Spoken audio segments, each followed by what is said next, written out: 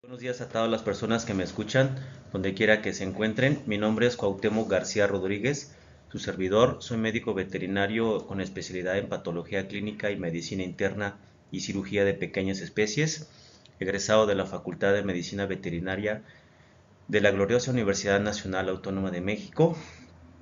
Me siento muy agradecido, feliz, contento por la invitación por parte del coordinador académico de este diplomado en hemato-oncología y hematología veterinaria, por poder compartir con todos ustedes puntos importantes o de gran importancia en la extracción u obtención correcta de las muestras.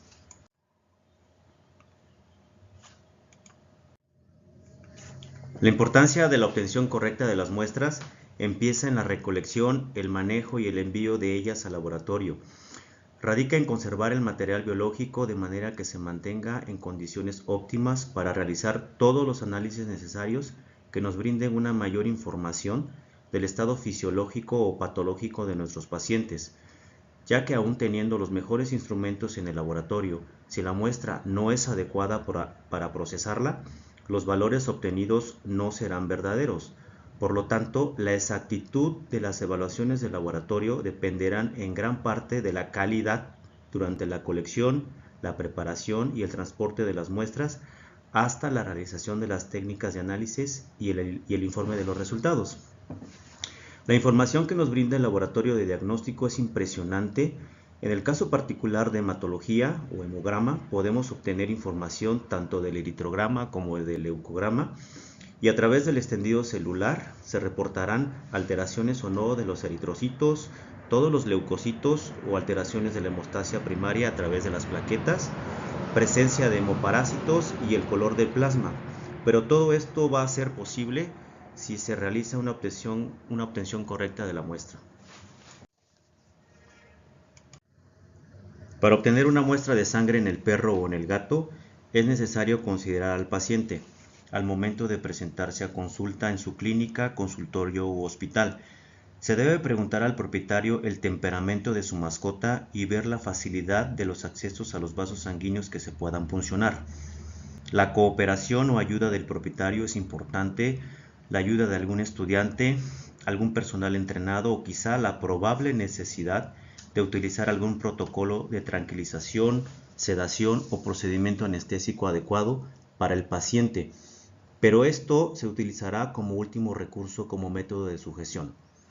En condiciones ideales y siempre que sea posible, una muestra de sangre debe tomarse con el paciente en ayuno de sólidos de 8 a 12 horas, pero dependerá según el tamaño o talla del paciente. Pero en la práctica de la clínica en pequeñas especies, pocas veces es necesario dar estas indicaciones a los propietarios, ya que generalmente los pacientes llegan a la clínica, consultorio u hospital con hiporexia o anorexia con un efecto postprandial mínimo o inexistente.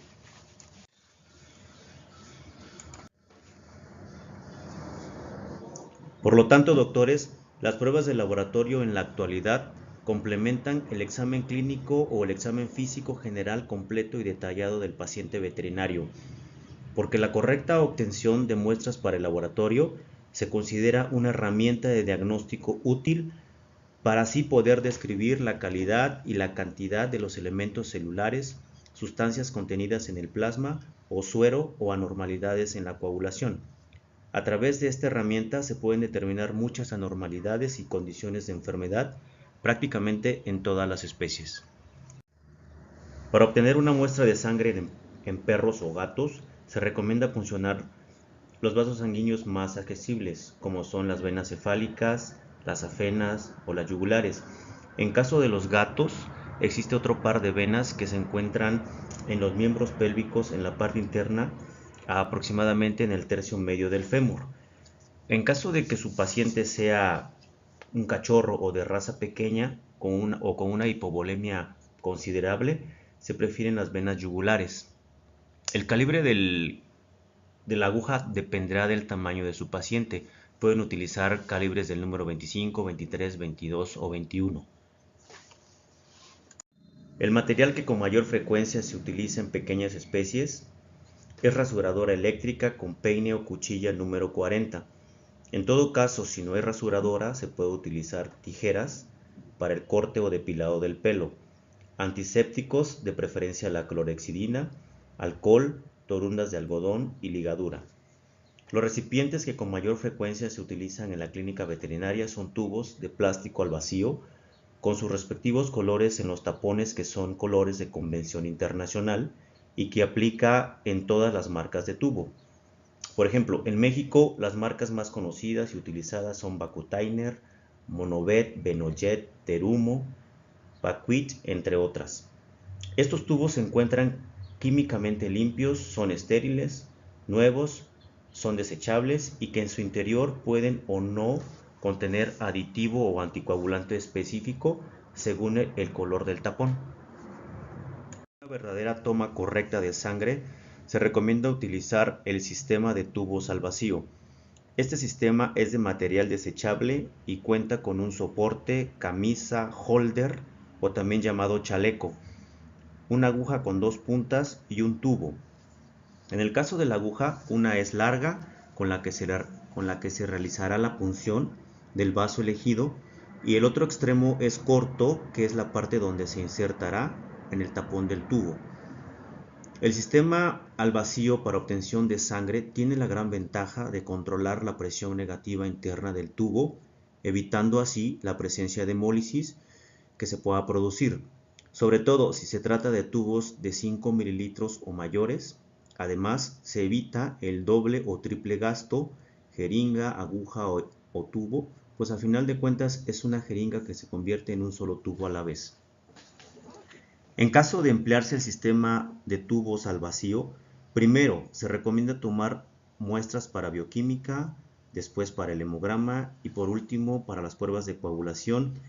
Esto es con la finalidad de obtener la mejor calidad de las muestras. En caso de no disponer del sistema al vacío, se puede utilizar el uso de jeringas con capacidades diferentes, como de 5, 3, 1 o hasta de 0.5 mililitros, con agujas de diferentes calibres. Todo dependerá según el tamaño, talla o peso del paciente. Aunque usted no crea, este método, que es el más utilizado, no se recomienda. El color del tapón para hematología es lavanda, morado o lila, recordando que este color es de convención internacional y que en su interior o en sus paredes contiene sal tripotásica o dipotásica del ácido etil diaminotetraacetato, más conocido como EDTA. La presión interna de estos tubos dependerá de la altitud de la región donde ustedes se encuentren. A menor altitud, el drenado será mayor o viceversa. Es importante que el paciente debe encontrarse lo menos estresado posible para minimizar los estados fisiológicos que estos estados provocan. En caso de esta especie, se les puede llevar a un lugar exclusivo para su manejo, donde no exista principalmente ruidos o ladridos, sino se verá reflejado en el hemograma como un leucograma de estrés. Hay que recordar que cuando se requiera de muestras de sangre se deben de colectar o extraer antes de cualquier tratamiento médico, así como considerar si es posible el ayuno de sólidos según la talla del paciente. Una adecuada contención facilita la venopunción limpia y precisa, evitando la contaminación de la muestra con tromboplastina tisular, que disminuye de manera artificial el tiempo de protrombina dentro de las pruebas de la evaluación de la hemostasia secundaria, esto en caso de que se vaya a realizar. Una vez elegido el vaso sanguíneo a puncionar, de preferencia se recomienda rasurar o cortar el pelo de la zona, realizar limpieza y desinfección con antimicrobianos como el gluconato de clorhexidina o los yodóforos. Al final, secar el alcohol al 70% utilizando una torunda. Este último quitará o eliminará la presencia de grasa y el excedente de desinfectante, visualizando mejor el vaso sanguíneo. Importante dejar o esperar a que el alcohol se vaporice. Favor de no soplar con la boca, esto antes de realizar la venopunción. De lo contrario, se corre el riesgo de que entre alcohol a la aguja por capilaridad y se produzca hemólisis.